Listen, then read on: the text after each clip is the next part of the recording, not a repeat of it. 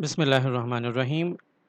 Welcome to lecture number 7 of Fundamentals of Electrical Engineering. Um, in the previous lecture, we were discussing the topic of resistors. We talked about what is a resistive element, uh, what is the law that governs the resistive element. We talked about Ohm's law. We also talked about the VI characteristic of the resistive element. You must remember that previously we saw that a resistor on the VI characteristic graph, if the horizontal axis is voltage, the vertical axis is current, then the resistance simply looks like a straight line with a constant slope, and the slope here is actually, if you take the slope delta V over delta I, that is the resistance. Sometimes we use the inverse of this, which is conductance. But whenever we encounter conductance, we can easily convert it back to resistance. That was the previous discussion. Today we are going to talk about uh, how much power is consumed by a resistor. And the relationship that governs this is very simple. The power consumed by a resistor is actually given by the definition of power, simply V times I. If you replace the voltage with the value of voltage from Ohm's law, you get I squared R. And if you replace the value of current with that from Ohm's law, you get V square over R. So it's very simple. If you have a resistor and you know its voltage and you know its resistance value, you can find out the power consumed by this formula, V squared over R. And on the other hand, if you know the current flowing through a resistor and you know the resistance, you can find out the power consumed by the resistor by the formula I squared times R. Previously, we also talked about series circuits, series resistive circuits. Today, we are going to talk about the series resistive circuits again. We are specifically going to talk about voltage division in series circuits. For that purpose, I've drawn a circuit over here. Let's take a look. So it has a voltage V in, three resistors R1, R2, and R3 connected in series. Now, before we go on and see the formula for voltage division and how the resistances can be combined together, we must understand the workings of a series connected circuit. By workings of a series connected circuit, you must realize that if this is a battery, the V in voltage, if this is a battery and you are connected three resistors in series with that battery, a single current is going to flow from that source and it's going to be clockwise in this direction, coming all the way back to the source. This is the direction of current. Let me say the current is specified by the value I. Once the current starts flowing, each of these resistors is going to have a voltage drop across them.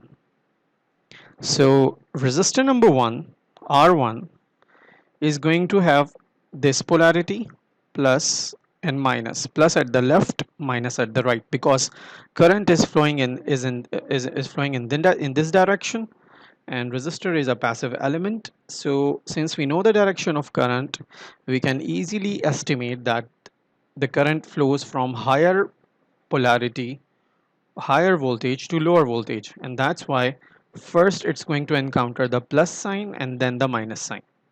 Similarly, if we follow the direction of current, we can see that resistor R2 is going to have this polarity and resistor R3 is going to have this polarity. So we must understand that current dictates the current direction dictates voltage polarity of resistors.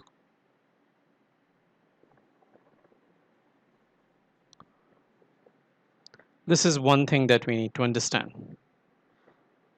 Once the voltage drop has been developed across the circuit, you must also understand that the voltage across resistor R1, let us call that voltage V1. The voltage across resistor R2, let's call it V2, and the voltage across resistor R3, let's call it V3. They can be summed together, and their sum V1 plus V2 plus V3 is equal to Vn, the input voltage source. This is an important relationship to remember. Now, in a series circuit, inside the loop, all the voltage, this V1, V2, V3, they are the voltage differences, they are potential differences, and Vn is the EMF or the generated voltage by the battery. So you must understand that the sum of all the voltage drops is equal to the voltage provided by the source. This is how this circuit is working. Now, once you have this thing, you can also, we are also going to discuss the equivalent resistance. What is equivalent resistance? In this case, what we want to do is we want to replace R1 and R2 and R3 with a single resistor. And that single resistor is going to consume the same amount of power, which means it's going to consume the same amount of current as I, and it's going to have a voltage drop that is equal to the sum of the three voltages.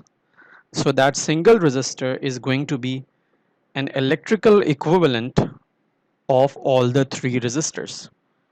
And for series circuits, you already know what that equivalent resistance is, and that comes out to be, well, the derivation is present in your textbook. I'm not going to go for the derivation. It only uses Ohm's law and this equation here, this one, Vn is equal to V1 plus V2 plus V3. If we use Ohm's law and replace V1, V2 and V3, then you can easily find out our equivalent, and it's going to be equal to R1 plus R2 plus R3. That's the equivalent resistance, a single resistor that is going to behave as the sum of the three resistors. For series circuits, this is the relationship. You can extend this idea and you can even find out what is the voltage V1 across R1 or V2 across R2 or V3 across R3. You can also find that out. I'm not providing the derivation, and again I'm going to just simply write the equations for of the result. So if you want to find out V1 in this expression, then it's going to be Vn multiplied by, there is this factor. I'm going to put the numerator above. So in the numerator you are going to get R1. The denominator you are going to get R1 plus R2 plus R3. This is going to be the value of V1. You can also write it in a slightly different way. You can say that V1 is equal to Vn times R1 over R equivalent, since the denominator is equal to R equivalent. Similarly, if you wanted to find V2, its expression is going to be Vn times R2 in the numerator and R1 plus R2 plus R3 in the denominator. This is again similar to the previous one. The only difference here is that initially it has V1, now this expression has V2 and R2. You can again write it in this way. V2 is equal to Vn times R2 divided by R equivalent. Similarly, if you wanted to find V3, and the expression is going to be simple, you can now guess it's going to be V3 is equal to V in multiplied by the numerator has R3, the denominator has R1 plus R2 plus R3. That is the expression. Again, you can simply write it as V3 is going to be equal to Vn times R3 over R equivalent. That is the expression. So for a series circuit, we have understood that number one, the current flows from the source and towards the resistors. Secondly, we have understood that due to the flow of current, there is going to be uh, a voltage difference or a potential difference across each resistor. We have named them respectively V1, V2, and V3 for the resistors R1, R2, and R3. And the third thing we have understood is that the sum of all these voltages V1, V2, V3 is going to be equal to the input voltage. If you wanted to replace the three resistances, we can replace it using their equivalent, and that is going to be R1 plus R2 plus R3. And finally, we have understood that we can even find out the voltage across each of the resistors using these formula. And these formula are very generic. You can understand it you can remember it by remembering the fact that on the left hand side, we want to find voltage across resistor R1. So it's V1 is equal to V in. The numerator has the resistance with the same subscript R1 and the denominator has the sum. So generally speaking, this formula is very natural to remember. You can easily remember this formula. You would need this formula many times in this course. So I would advise you to remember this formula. So it's very easy to remember.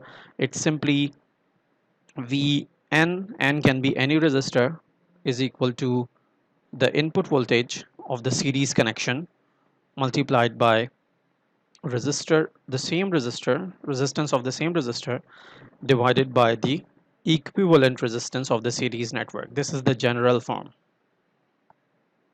So this is how a series connected circuit is solved.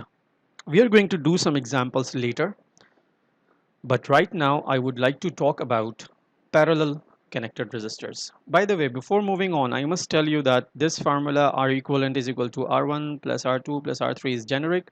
If there are 10 resistors in series, it's going to become R equivalent is equal to R1 plus R2 plus R3 plus R4 plus R5 all the way to R10. Now let's move towards parallel connected resistors, parallel connected resistive circuits. And I have drawn a network over here. And first I'm going to talk about how the current is going to flow and how the voltage is going to be built up.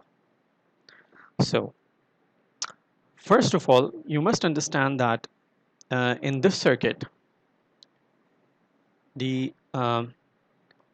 this is a voltage source V in, and some current is going to be fed from this voltage source into the circuit. Let us call that current I.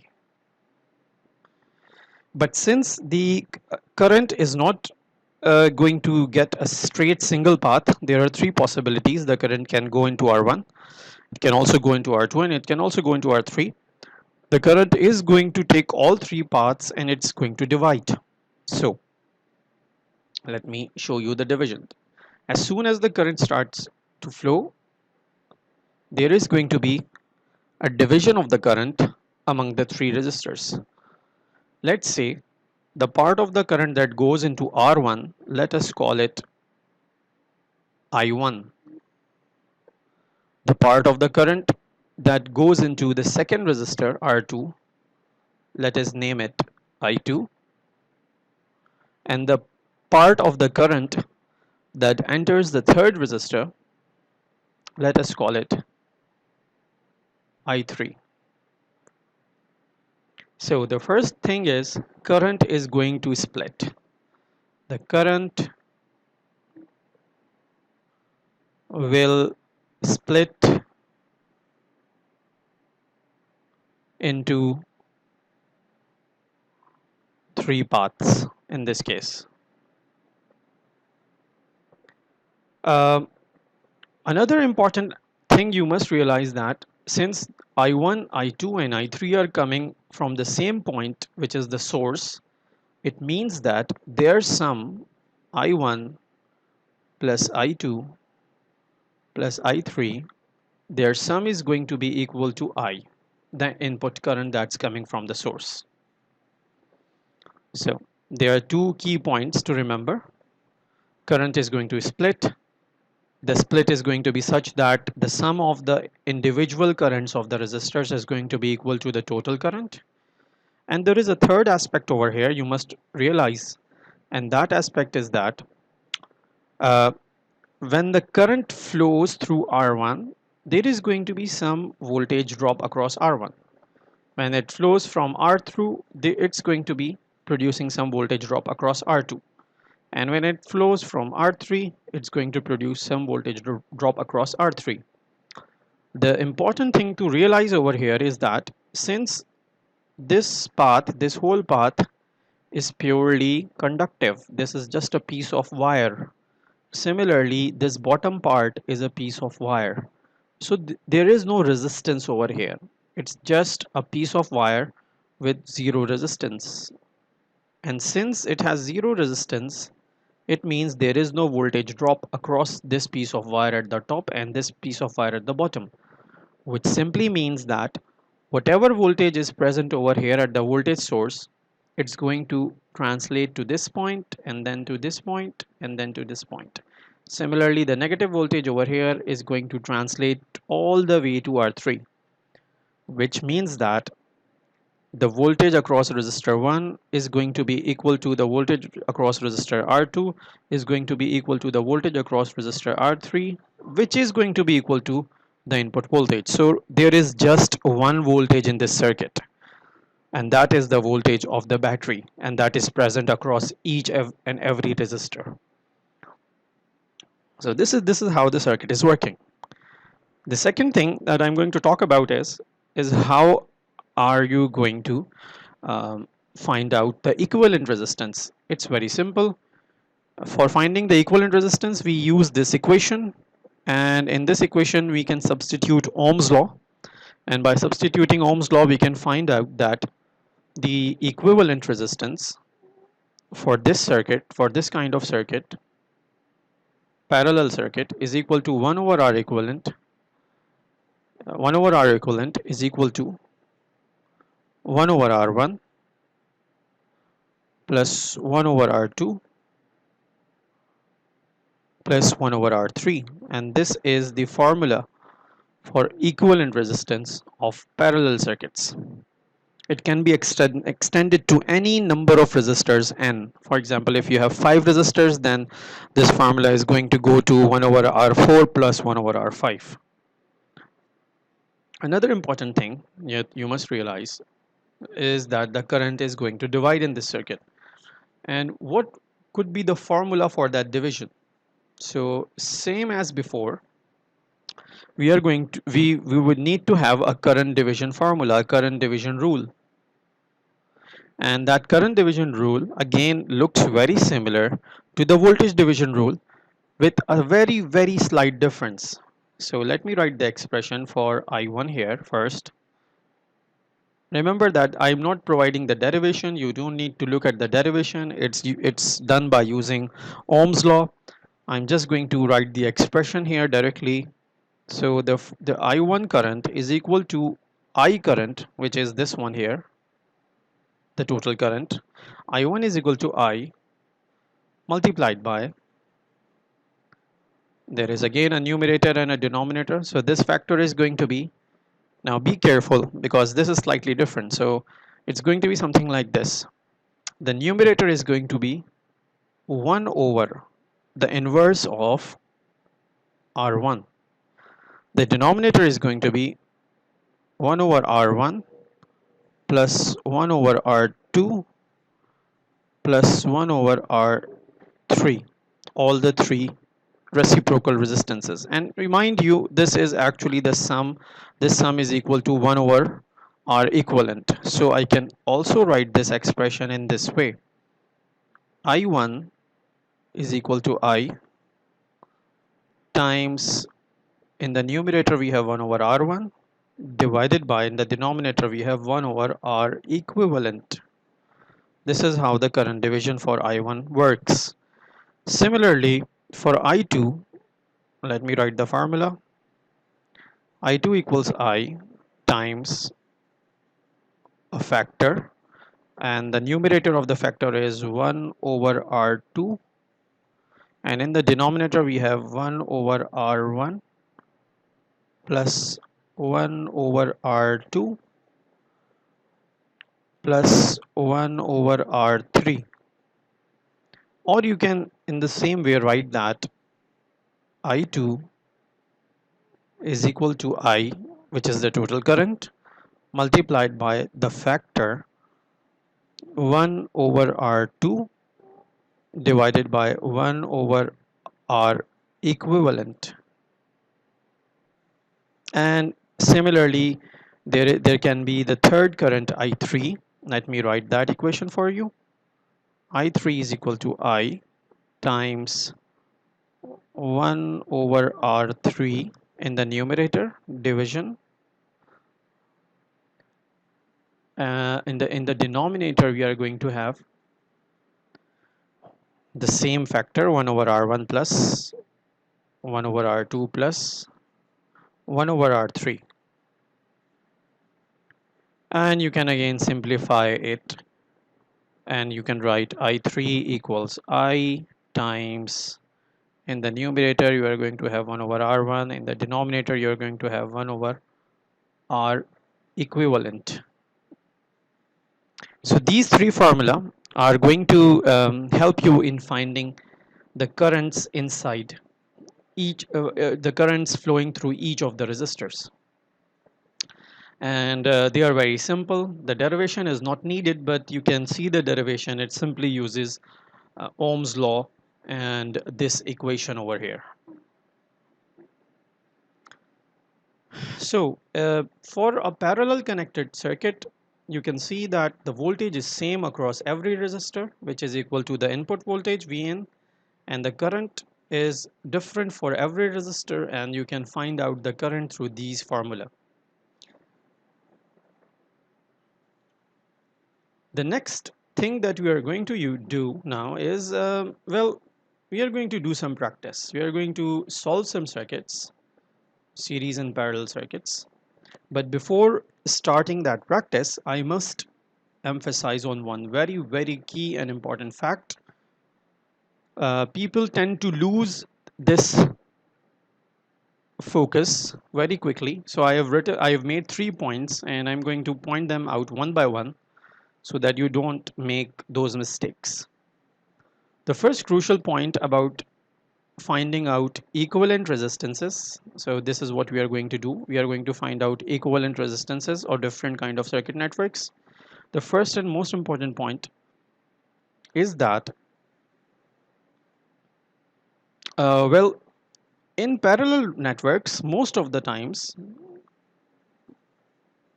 because series is very simple, it's R1 plus R2. In parallel networks, if you have two resistances,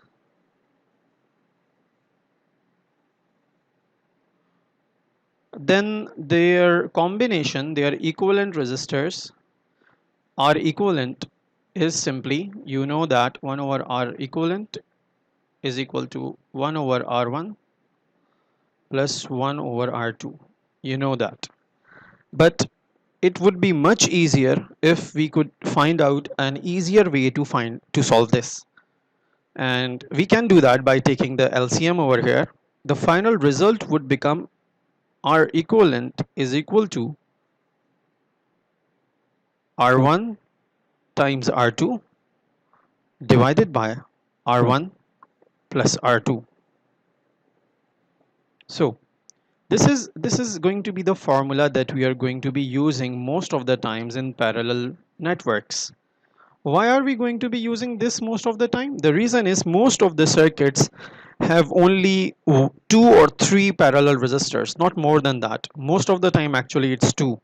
So I'm going to be using this R equivalent formula for two resistors if we have two resistors connected in parallel. That it's going to help us in solving the circuits a little bit faster.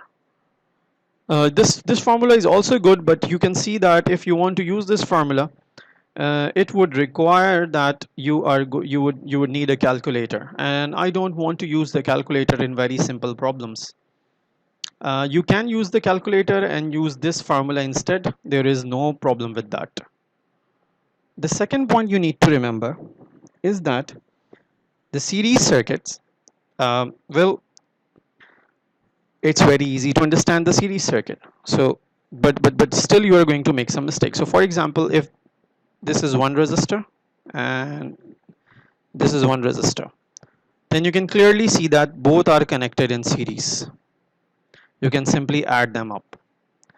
But let's say if this is one resistor and this is another resistor and there is a third resistor connected in between, are these two in series? The answer is no. They are not in series because a series network is simply two resistors connected head to tail. There is no third resistor coming in between. So remember that the series connection has two resistors with their midpoints, their common points connected, and there is no third junction. There is no third junction. The third point that might help you in solving these circuits is going to be a point about parallel circuits. So what is the definition of parallel?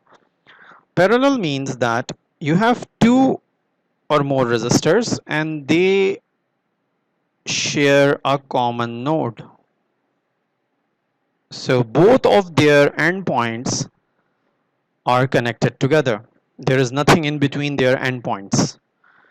For example, I can give you a contrary example. So if you have this connection, this is one resistor, this is one resistor, this is one resistor.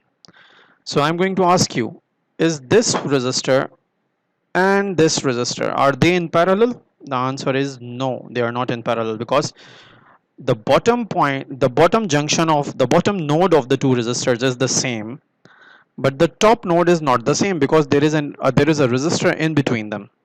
So you must realize that a parallel connection is simply one where both ends of the resistors are connected together with nothing in between them. Now let's start solving some circuits. The first, I've picked up here some circuits for you. So these are some circuits for you, and let's start solving them one by one. So what I'm going to do is I'm going to pick up one of them and then solve it for you. I'm going to take circuit number one and solve it for you. Then for circuit number two, I'm just going to give you the hints.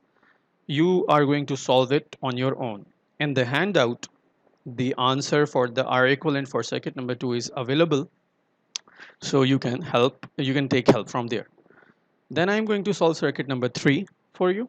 And I'm going to leave the circuit number four for you to solve. And the answers again for circuit number four are present in the handout. So we are going to find equivalent resistances of these four networks. Remember that whenever you are going to find equivalent resistances, it's going to be through some terminals. So you can see in the first diagram, you are going to find out R equivalent from this point and this point. Practically speaking, if you were to find out the equivalent resistance of this circuit from this point and this point, what would you do? You would simply connect an ohm meter between these points and you are going to get the equivalent resistance. In the same way, in practical circuits, when if we can connect an ohm meter and find out the resistance of a network, in the same way when we do the theoretical calculations, we have to have these terminals. the terminals from where we are going to measure the equivalent resistance. So remember that equivalent resistance is always calculated uh, between two between two given terminals. You cannot find it from one terminal. And you must also understand that if I find out equivalent resistance, for example in this circuit number 2, between here and here, and then I find out the equivalent resistance between here and here, they are going to be different. Equivalent resistance is not a property of the circuit. It can be different from point to point in a given circuit. So equivalent resistance is always computed with a given pair of nodes through which you are going to calculate that. Now let's start calculating in equivalent resistances, and let's begin with uh, the first circuit. So first circuit is, I think, not that difficult. Let me take that circuit for you, and I'm going to take that circuit below so that we can easily find out its value. So here we go. So here is your circuit. Oh, I'm sorry. I have actually not taken the correct picture. Let me take the picture again. So here you go for circuit number 1.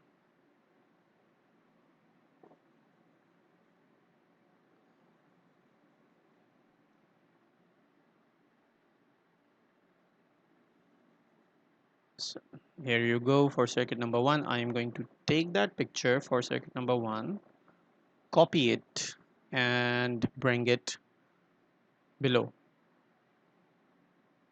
So here it is. This time it's right. So here is your circuit number 1. How are you going to find out the equivalent resistance? Let's do it step by step.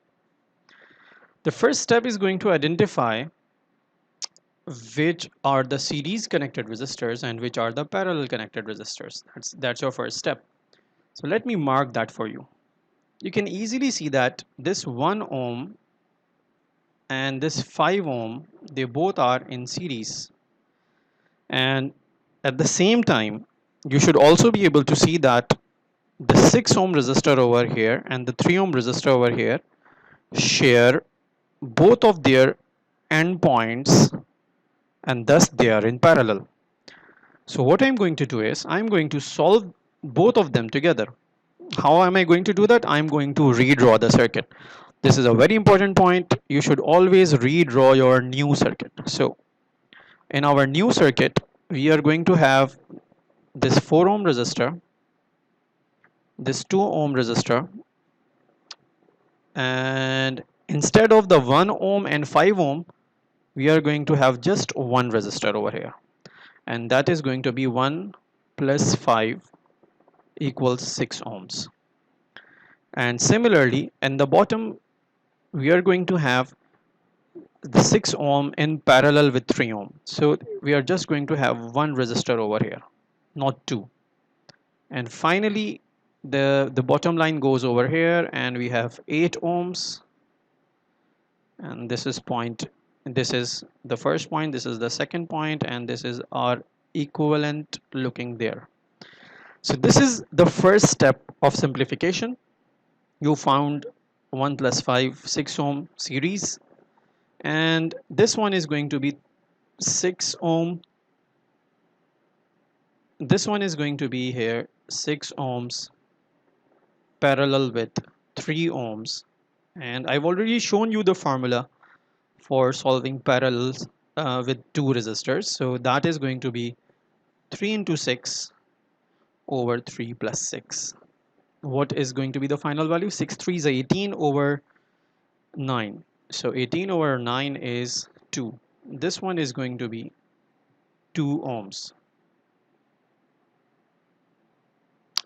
Okay, so we have reduced these two parallel circuits, 6 ohm and 3 ohm, and which are in parallel, and we have reduced 1 ohm and 5 ohm which were in series. Now we have this circuit. Remember that whatever whatever part you are going to reduce, it's going to look the same as before, but only with the new resistance. So 6 ohm parallel 3 ohm is replaced by their equivalent 2 ohm, and 1 ohm series 5 ohm is replaced by a single resistor 6 ohms. Let's proceed further. Now, once you have done this stage, this is our step 1. Let me also write that. So this was step 1. The second step, I'm going to take it over here. So step 2. Now we can see that in our resistors, the easiest one to solve is 2 ohm in series with 2 ohms. Let's do that quickly. So our new resistive network is going to look like this. Instead of 2 ohms and 2 ohms, I'm going to just draw one single resistor. The 4 ohm is also going to stay there. The 8 ohm is also going to stay there. And in the parallel, you have 6 ohm. It's also going to stay there. This resistor over here is going to be 2 ohm plus 2 ohms. And that is going to be 4 ohms. So let me write it over here. This is 4 ohms.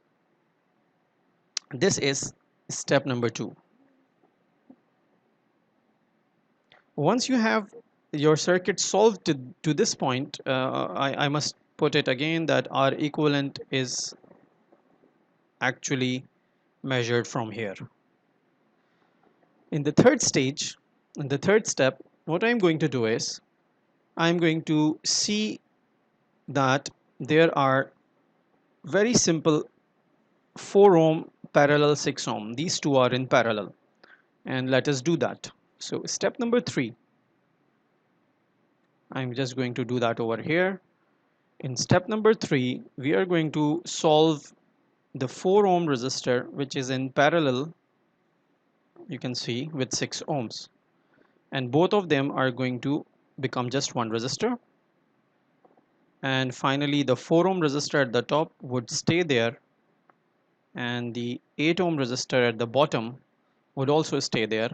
The R equivalent symbol is going to stay there, and the parallel connection, of course, these two are going to solve, and 4 ohm parallel 6 ohm is going to give you 6 into 4 divided by 6 plus 4, and the result would be 24 over 10, or simply 2.4 ohms.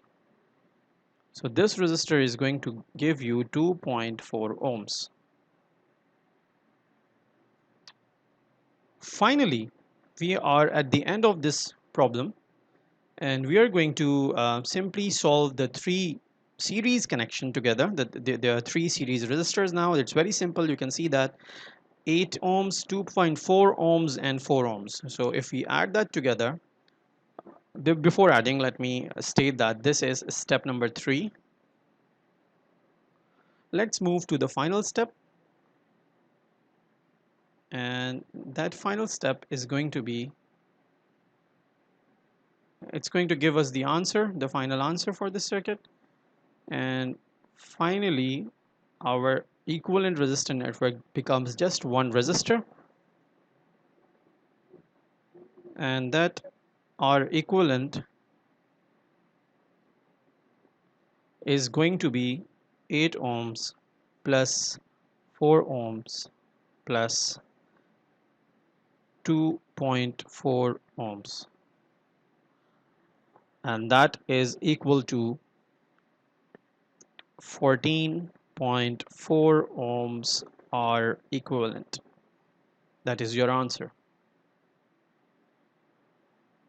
So this was a simple circuit.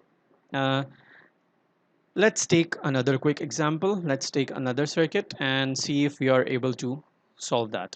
So I'm going to take up the next circuit, which is circuit number 2, and provide you quickly with some hints. It's your responsibility to completely solve that and then check your answer with the help of your handout. The handout has answer for all the questions. So I'm going to just quickly copy and quickly paste over here, and then we are going to discuss how it's going to be solved. So for the circuit number 2, the solution is again it's going to take you about the same time.